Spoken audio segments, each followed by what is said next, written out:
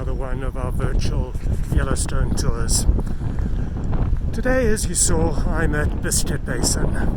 I was here yesterday filming Biscuit Basin for one of our virtual Yellowstone tours, and the wind was so bad, the camera was picking up so much wind, I decided to come back and try it again, and hopefully this time you can hear me better. Last time, with the other video, you couldn't hear me at all, which many people would say is a good thing. If you take a look at a map of the park, which you can find at our site, yellowstonetours.net/map, that's yellowstonetours.net/map,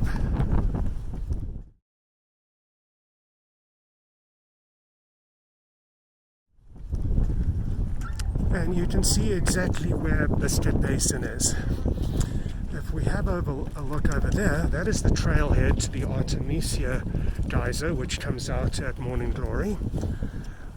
Heading up in that direction, where the Firehole River is flowing, is the Upper Geyser Basin in Old Faithful, and then where the Firehole River is flowing to is the Midway Geyser Basin and the Lower Geyser Basin. There's some stunning pools here. The first is Black Opal Pool, and the other main thermal feature here is Sapphire Pool, but there's so much more to the area than just those two pools. And that over there is Black Opal Spring. I touched briefly on the fact that there are three main geyser basins when I pointed out which direction they were. The three main geyser basins which Yellowstone has in this part of the park are the Upper Geyser Basin, which is home to Old Faithful, plus so many other geysers. In fact, there's 5 main geysers, what I like to call the big 5 geysers. You've got Old Faithful, Riverside, Daisy, Castle, and Grand Geyser. The other 2 of the main geyser basins in that direction over there, once again, are the Midway Geyser Basin, which is where you'll find one of Yellowstone's iconic sites, Grand Prismatic Spring, as well as the Excelsior Geyser Crater. And then continuing past that, you get to the Lower Geyser Basin, which is home, amongst other things, to fountain paint pots. But there's 2 other geyser basins in this area that are also stunning. This one over here, which I've mentioned to you, is Biscuit Basin, and you can see people stopping to photograph the bacteria mats off Sapphire Pool. That's Sapphire in the background. And you'll notice the incredible blue color of Sapphire Pool, and you'll see more of it when I get closer. But that there is a bacteria mat. Notice how the predominant color there is blue, and then as you get further away from the heat source, so you get those other stunning colors. We see this at so many thermal features in Yellowstone, probably particularly Grand Prismatic Spring, which is the best known. Just look at that. Wow. Isn't that stunning down there? Let's take a view from the other side.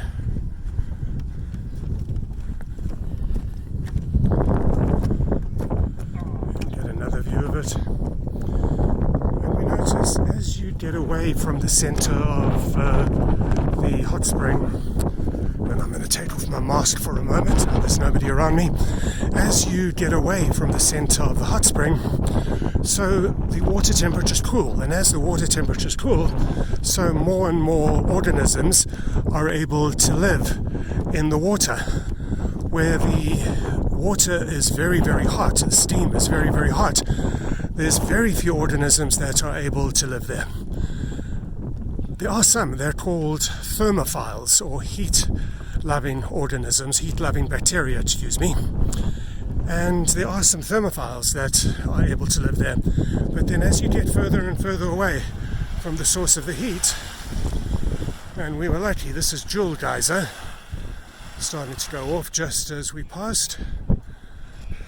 That's one of the beauties of these geyser basins. You never know what you're going to see when. You'll be walking along, or driving along, and all of a sudden something erupts.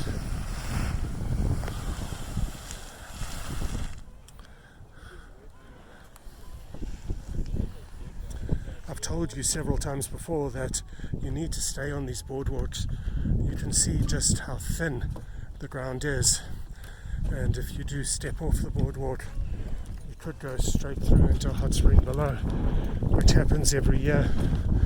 Some people do it, getting off the boardwalks deliberately. Anyway, I was telling you that as the thermal water comes off the hot spring, it gets further and further away. It starts to cool down, and as it cools down, so more and more organisms, more and more bacteria are able to live in that environment. And because there's more things living there, so the environment becomes more and more colourful. There is a downside to that, and I've explained it in other videos, and if I have a moment I'll do it here as well. Have a look at that pool over there.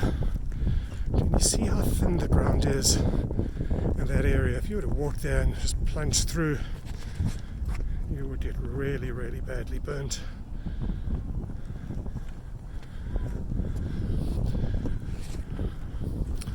There's a trail that runs off in that direction over there where you see those people. That's pretty interesting. I'm not going to take it now because it leads us to something else. It leads to West Geyser and then eventually to Summit Lake. But what's interesting, that's Avoca Spring. What's interesting about where that trail goes is not too far up from where that trailhead is, from Biscuit Basin.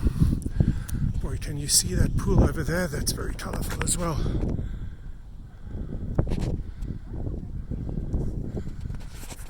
Not too far from where that trail leaves Biscuit Basin, you run into the Continental Divide Trail. And the Continental Divide Trail is a really long trail that obviously passes through our area. It also passes about 10 miles or 16 kilometers to the west of West Yellowstone, which is where we are based. And what hikers try and do, whether they're starting in the south or the north, is they try and get to this area sometime from the middle to end of June onwards till about the beginning of September, because that way they can traverse the trail without having to worry about wading through feet of snow.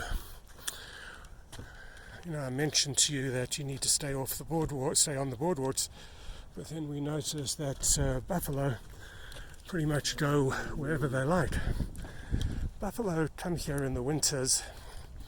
They come to this and various other thermal areas. There's another little geyser going off.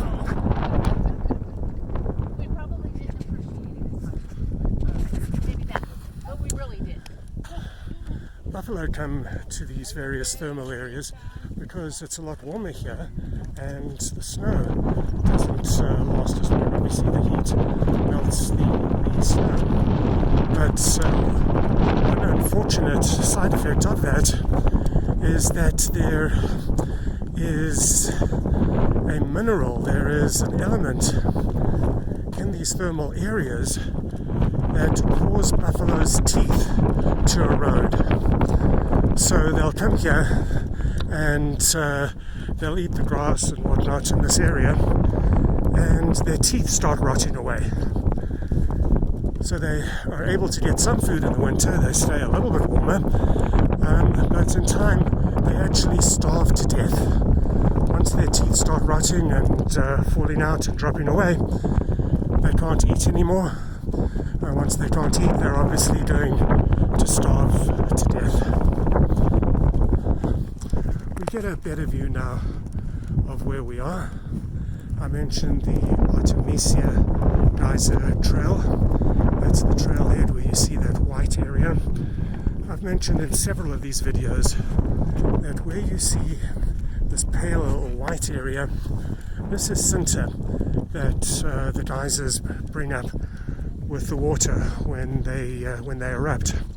So whenever you see a white or a paler area, it either was a thermal area, or as is the case now, still is a thermal area. So where you see that pale area across the road, that's the Artemisia Geyser trailhead. And I mentioned at the start of this video that it comes out right next to Morning Glory. So it brings you out right at the very bottom of the, or at the very end if you like, of the upper Geyser Basin. And it really is a glorious trail. This of course is Sapphire Pool again. It really is a glorious trail. Be sure that you take bear spray with you, as always, even though you're so close to a major road and so close to a major area with the Old Faithful buildings being up in that direction over there. But you never know when you may come across a bear. You may like to take a look at that virtual Yellowstone tour that we have, where I was out mountain biking actually outside the park and came across a little bear. Fortunately, it was a little bear, probably about a year and a half old, and didn't have its mum with it. I'll get back to that. Here we can see these bacteria mats again.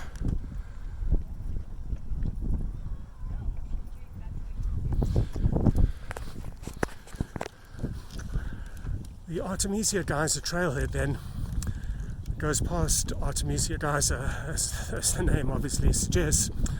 And that is a wonderful fountain geyser. There's, broadly speaking, two different sorts of geysers. Fountain geysers, which are wide and open, and the water, when it comes out, doesn't have much direction, and cone geysers, like an upside-down ice cream cone.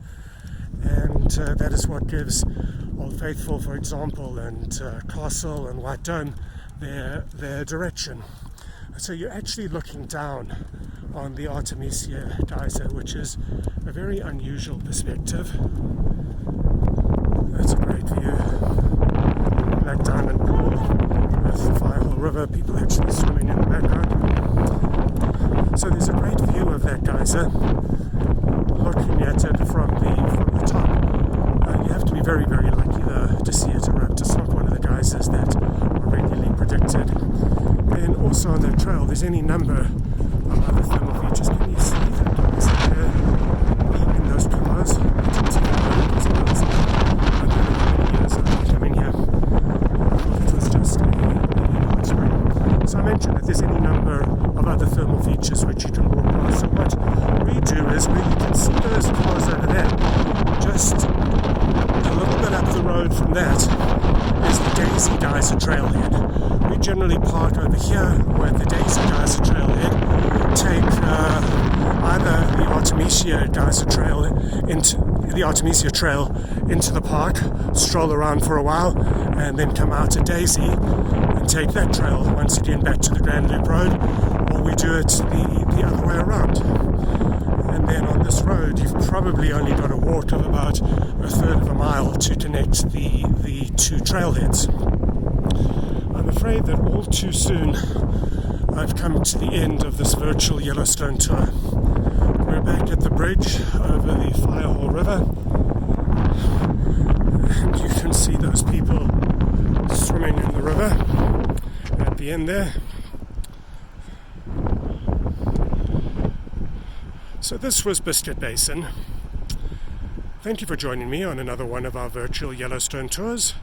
If you enjoy our virtual Yellowstone tour series, please consider giving us a thumbs up and subscribing to our channel.